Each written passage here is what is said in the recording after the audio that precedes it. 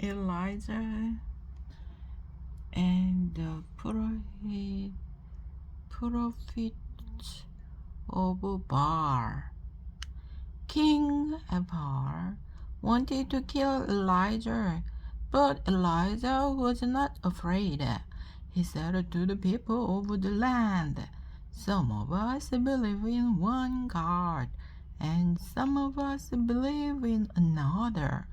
Let us find out which one is the true God. Then let us all believe in him." Elijah also said, "We will get 2 young bulls. You will kill one of them and lay the meat on the altar. I will kill the other and lay the meat on the altar. Then you will pray to your God, and I will pray to my God. We will see which of the 2 sends fire from heaven to burn up the meat. The one who can send fire will be our God. We all will believe in him." The people said, "Your plan is a good one. We will follow it." The prophets of Baal put the meat of their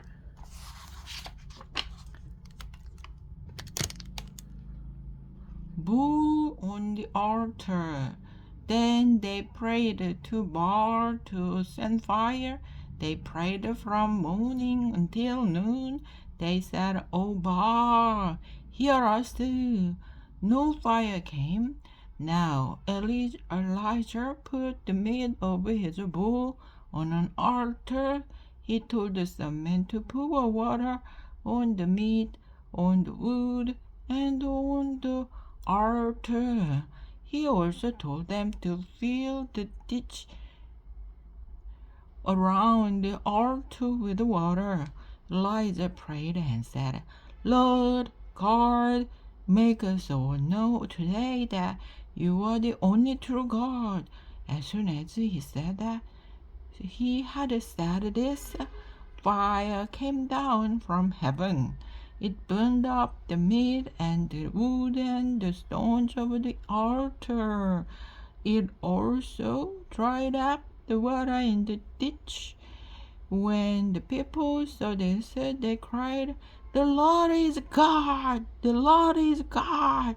Soon the sky became dark, and there was a great rain. Naaman and Elijah. A great and rich man was very sick. His name was Naaman. He lived near the land of Canaan. Naaman tried many times to get well, but in his land no one could help him. A girl slave worked in Naaman's house. She had come from the land of Israel. She was a good girl, and she wanted to help her master. "I wish you would go to my land," said the girl. "We have a man of God there who can help you." She meant the prophet Elijah. Naaman went to Elijah. Elijah said to him, "Go and wash in Jordan River 7 times. Then you will be well."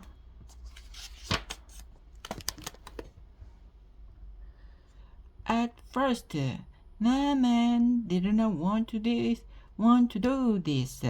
He did not think it would help him. Naaman became angry and said, "The rivers at home are better than all the rivers here. I could have washed in them just as well." Then some friends said, "Master, the great prophet told you to do an easy thing. An easy thing can help you as well as a hard thing. Naaman went to the river and washed himself 7 times. Then his sickness was gone. God had made him well. Naaman was very happy. He wanted to pay Elijah for helping him. He wanted to give him gold and silver and fine clothes, but Elijah would not take any of these things. He knew that he had not helped Naaman. It was God who had done it all. 3 men in a furnace, far from the land of Israel. There lived a wicked king. He had a false god or idol. This god was made of gold. It was of great size. The king wanted all of his people to pray to the idol. One day the king called all of his great men together. He went with them to the place where the idol stood. One of the king's men called out, "Oh, people, when you hear the sound of music, you must bow down and pray to this God. If you do not bow down, you will be put into a furnace and burned to death." Suddenly there was a sound of music. The people bowed down and prayed to the idol. But there were 3 men from the land of Israel who believed in the Lord. They did not pray to the idol.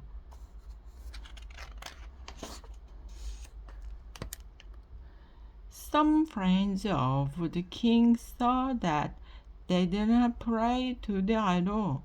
They went to the king. They said, "O king, there are 3 men from the land of Israel who did not obey you. They did not bow down." The king came to the 3 men and said, "If you do not pray to my God, you will be put into a hot furnace. Do you think your God can save you from the fire? Who is your God? Our God can save us." They answered, "But we would not pray to our idol even if our God would let us burn." The king was very angry.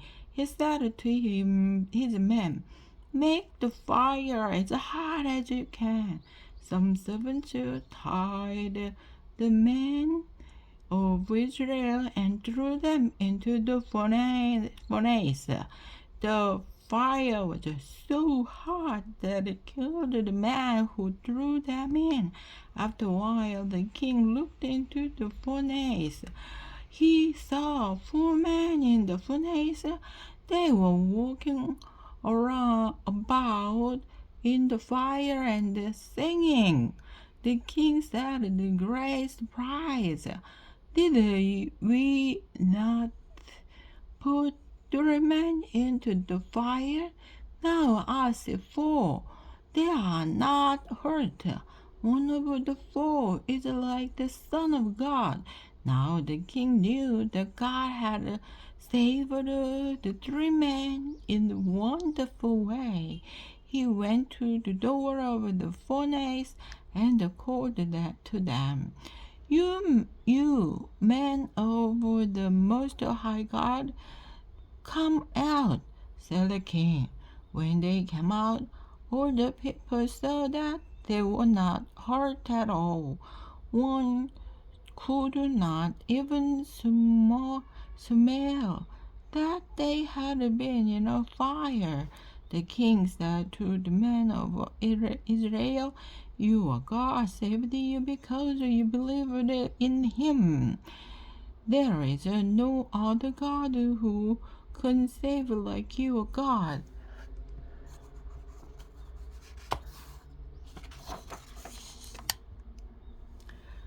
Daniel and the lions. Daniel believed in the true God. He prayed to him every morning, every noon, every evening. Daniel had his home in the land of Israel, but now he was in a strange land far away. The king of this land saw how good Daniel was. He loved him. He even had Daniel helping him rule over the land. Some friends of the king did not like to have Daniel rule in their land. We must get Daniel into trouble with the king, they thought. They came to the king and said, "Oh, king, we think you should make a new law. Have it say that for 30 days all people must pray to you alone. Whoever prays to anyone else will be put into a den of hungry lions." The king made the law. The enemies of Daniel knew that he would not obey this law. They watched Daniel. They saw that he still prayed to God 3 times a day. Quickly, they ran to the king and said, "Daniel does not obey your law. You must throw him to the lions." When the king heard this, he was sorry that he made a foolish law, but he was not allowed to change it. So Daniel was put into a den with hungry lions. The king got up early the next morning and went to the den. He called out, "Oh, Daniel, is your God able to save you from the lions?" Daniel answered, "My God sent his angel to shut the mouth of the lions. They did not hurt me." The king was glad. He told his servants to Daniel out of the den. The king said, "The God of Daniel is the only true God. True God."